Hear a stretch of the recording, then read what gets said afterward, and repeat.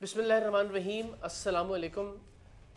गुज़श्ता रोज़ कराची में intelligence bureau के अहलकारों की तरफ से, इंटेलिजेंस ब्यूरो के डायरेक्टर की तरफ से, तारिक शाह की तरफ से टीम सरेआम पर मुझ पर जो तशद्दुद हुआ, और कोई भी लफ्ज़ जो है उस तशद्दुद की अक्कासी नहीं कर सकता। मैं कहूँ कि जी बेहमाना तशद्दुद था, खूरेज़ तशद्दुद था, ज़बरदस्त तशद्दुद था। जो कुछ हुआ जब आप सुनेंगे तो शायद आपको अंदाज़ा होगा कि मैं ये बात क्यों कह रहा हूँ। तो मैं चाहता हूँ कि ज़रा उसकी तफसीर और पूरी टाइमलाइन आपसे शेयर करूँ कि क्या हुआ, क्यों हुआ, कैसे हुआ और इस वक्त क्या सूरत हाल है। इंटेलिजेंस ब्यूरो के जो अफसरान और अहलकार हैं, उनके पास एक इख्तियार है कि नादरा की जानिब से किसी भी पासपोर्ट या आइडेंटिटी कार्ड की अगर कोई तनाज़े का मामला हो तो उसकी वेरिफिकेशन इंटेलिजेंस ब्यूरो को करना होती है। ऐसे ही एक इंस्पेक्टर ने, जिसका नाम काशिफ था मुबैना तौर पर, बाद में अभी इसकी कंफर्मेशन नहीं हुई, लेकिन वो काशिफ अपना नाम बताता था, उसने एक फैमिली को अप्रोच किया कि जी आपके पासपोर्ट्स की और आईडी कार्ड्स की इंक्वायरी हमारे पास आई है और आप इतने पैसे देंगे तो हम इंक्वायरी रिपोर्ट नादरा को भेजेंगे, वरना नहीं। उस ख़ानदान ने टीम सरेआम से रब्ता किया और हमने अल्टीमेटली उस शख्स की रिश्वतखोरी के वीडियो सबूत रिकॉर्ड करना शुरू किए। उससे पहले 20,000 रुपये दिए गए, फिर 24,000 रुपये दिए गए, फिर 12,000 रुपये दिए गए। तो ये ज़रा एक आध वीडियो उसकी देखिए, पैसे लेने की, इंटेलिजेंस ब्यूरो के इंस्पेक्टर काशिफ की रिश्वतखोरी की। इधर से आपकी रिपोर्ट जो है ना क्लियर होने के बाद 2.5 से 3 महीने इनको लगेगा।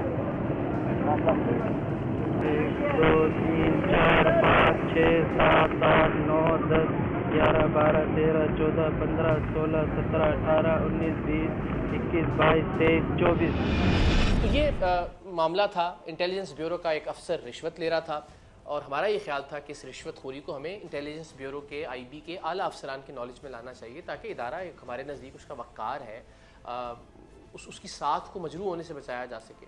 तो जो आखिरी किस्त थी रिश्वत की 12,000 रुपये, वो जब ये शख्स ले रहा था और वो ले भी इंटेलिजेंस ब्यूरो के दरवाजे के बाहर खड़ा होकर पैसे वसूल कर रहा था, तो हमने ऐन उस वक्त जब वो पैसे ले रहा था हमने उसको धर लिया जाके और हम उसको लेके इंटेलिजेंस ब्यूरो के अंदर चले गए। हमने कहा कि आपके अफसर कौन कौन इस वक्त मौजूद है। हमें अब बाद में कहा गया कि जी देखें जी आप बग़ैर इजाज़त अंदर आ गए और ये सिक्योरिटी लैब्स था, और तो वाकई ये सिक्योरिटी लैब्स था कि वहाँ पे कोई सिक्योरिटी एहलकार था ही नहीं कि जिससे हम इजाज़त लेते अंदर जाने के लिए। और जो पहला सिक्योरिटी एहलकार हमें मिला, हमने उससे कहा कि ये वीडियो सबूत हैं, ये शख्स करप्शन में मुलविस पाया गया है, आप अंदर जाके जो भी अफसर मौजूद हैं उनको बताएं कि हम आए हैं तारुफ करवा के, और वो ये वीडियो सबूत आपको दिखाना चाहते हैं ताकि आप उनके खिलाफ कार्रवाई कर सकें। इतने में, और मैं जो लफ्ज़ भी और जो जुमला भी और जो बात भी कह रहा हूँ इस यकीन के साथ कह रहा हूँ, और आप भी समझ सकते होंगे कि अगर मैं एक बात भी झूठ बोलूँगा तो वो उसी वक्त निगेट हो जाएगी इंटेलिजेंस ब्यूरो के अंदर लगे हुए सीसीटीवी कैमरों की फुटेज की मदद से। यानी मैं कहूँ जी मैंने हाथ नहीं उठाया, और अगर मैंने हाथ उठाया हुआ तो सीसीटीवी कैमरे में नज़र आ जाएगा। अगर मैं कहूँ कि जी मैं लाउड नहीं हुआ तो अंदाज़ा हो जाएगा सीसीटीवी कैमरों से। या मैं कहूँ जी मारा पहले हम, तो किसी भी चीज़ को जो मैं बात करूँगा वो साबित की जा सकेगी। और अगर मैं कोई झूठ बोलूँ तो मैं चैलेंज करता हूँ कि उसको उन सीसीटीवी कैमरों की मदद से झूठा साबित कर दिया जाए, तो मैं ज़िंदगी भर कभी टेलीविज़न पे नहीं आऊँगा। हमेशा मैं ये बात कहता हूँ कि अगर मैं झूठा हूँ तो मुझे हक़ नहीं है कि मैं टेलीविज़न पे या स्क्रीन पे आऊँ और आप लोगों से बात करूँ।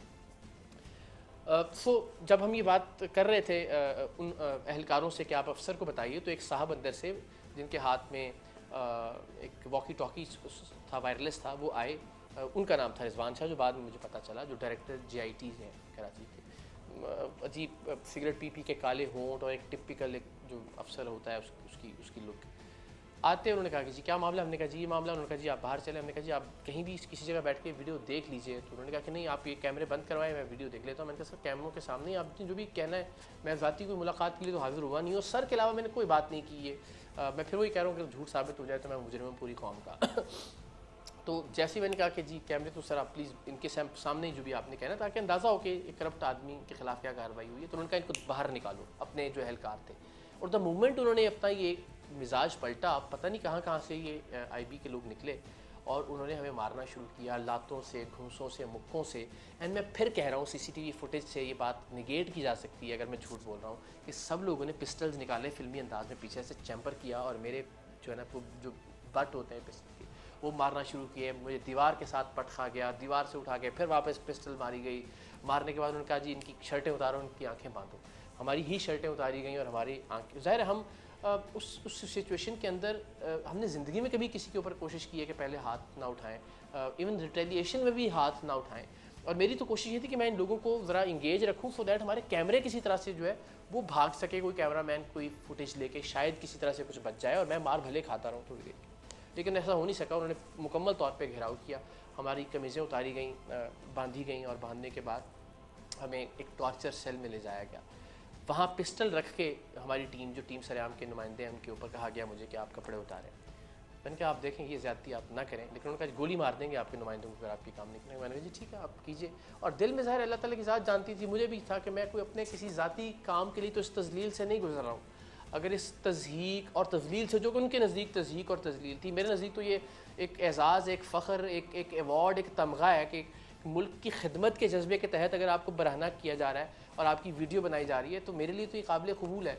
और मुझे इस पर कोई नदामत की शर्मिंदगी नहीं है। मैं बहुत फ़ख्र के साथ इस बात का ऐलान कर रहा हूँ और आप सबसे शेयर भी कर रहा हूँ। तो मुझे मेरे कपड़े उतारे गए, मेरी वीडियो बनाई गई मुख्तलिफ़ ज़ावियों से, और यानी अपने नज़दीक को मेरी तज़लील कर रहे थे मेरी टीम के सामने।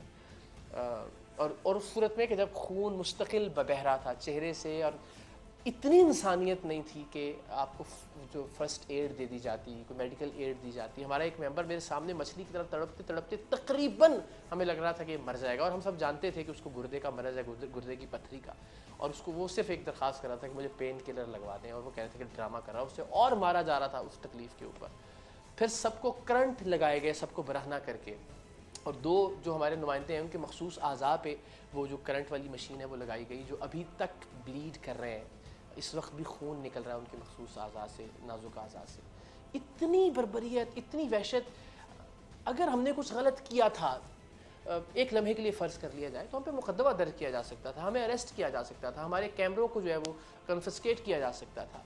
लेकिन ये जो ज़ाती इनाद था कि ये हमारी बादशाहत के ऊपर सवाल या हमारी करप्शन के ऊपर सवाल, और वो जो करप्शन करने वाला शख्स जिसको हम पकड़ के अंदर लेकर गए थे वो सबका सरगना बना हुआ था। इसको मारो, ये वीडियो बना रहा था मेरी, इसको मारो, इसने मेरे साथ डील की थी, इसको मारो, इसके पास मेरा कार्ड है। बाहर से जाके हमारे ड्राइवर्स तक को वो आदमी लेके आया, यानी उसके खिलाफ टके की कार्रवाई नहीं हो रही। और जो लोग उसकी करप्शन की निशानदही कर रहे हैं उनको नंगा करके, बरहना करके, इलेक्ट्रिक शॉक्स लगाए जा रहे हैं, पिस्टल के बट मारे जा रहे हैं, उनके ऊपर चैम्बर की जा रही हैं पिस्टलें, वो लहू लुहान है, खून से लबरेज हैं, और कोई मेडिकल एड उनको फराहम नहीं की जा रही।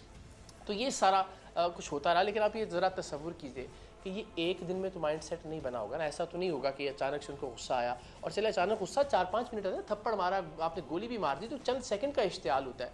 ये 3-4 घंटे जो था, ये एक उस फ़िरौनियत की अलामत था, जो फ़िरौनियत रिजवान शाह में और उसके जो जितने बाकी जो कारिंदे थे आईबी के, उनमें पिछले कई बरसों से, कई दिहाइयों से वो पैदा हुई होगी। कितने मजलूमों को इस तरह ला के बांधा गया होगा, कितने मजलूमों को इस तरह से उनकी आंखों पे पट्टियां बांध के नंगा किया गया होगा, कितने मजलूमों की वीडियो बनाई गई होगी। किसी ने कोई गुनाह किया होगा, किसी ने नहीं किया होगा, लेकिन कितने लोगों की वीडियो बना के उनको ब्लैकमेल किया गया होगा कि बाहर जाके अगर ये कहा या इतने पैसे ना दिए तो तुम्हारी वीडियो मंजर आम पर आ जाएगी। मैंने तो चले हिम्मत की आके आप सबसे ये चीज़ शेयर कर ली अगेन क्योंकि मेरा पर्सनल कोई एजेंडा नहीं था, मुझे कोई पर्सनल शर्मिंदगी नहीं है इसके ऊपर। तो आप सोचें कि कितने बरसों से ये काम होता आया होगा, तब उसको इतना एतमाद और कॉन्फिडेंस हासिल हुआ होगा तारिक शाह और उसकी टीम को कि वो एक मीडिया का नुमाइंदा जिसको पता है कि छोटा मोटा बाहर जाके चीखेगा, चिल्लाएगा, कोई आवाज़ उठाएगा, उससे भी कोई घबराए नहीं, उसको भी उन्होंने अपने बदतरीन तशद्दुद का निशाना बनाया। एंड अल्टीमेटली खुशी की बात यह है कि अल्लाह ताला ज़िंदगी और तंदुरुस्ती दे हमारे ARY नेटवर्क के CEO सदर सलमान इकबाल साहब को। वो जिस जिगरे के मालिक हैं, अगर वो जिगर ना होता तो ये सरेआम शायद आज हम ना कर पाते। जहाँ जहाँ जिस तरह से वो आहनी दीवार बन के हमारी हिफाजत के लिए खड़े हुए, अल्लाह ताला उनको सलामत रखे। उन्होंने प्राइम मिनिस्टर ऑफिस में बात की, प्राइम मिनिस्टर ऑफिस इन्वॉल्व हुआ, शहबाज गिल साहब जो हैं वो उन्होंने रोल प्ले करना शुरू किया, DG इस्लामाबाद साहब से बात हुई, DG सिंध से बात हुई। अल्टीमेटली इतने सब मामलात के बाद हमें कुछ 3.5-4 घंटे बाद वहाँ से रिहाई मिली। आम आदमी आप तसव्वुर कीजिए शायद 3.5-4 महीने भी वहाँ से बाहर ना निकल पाता।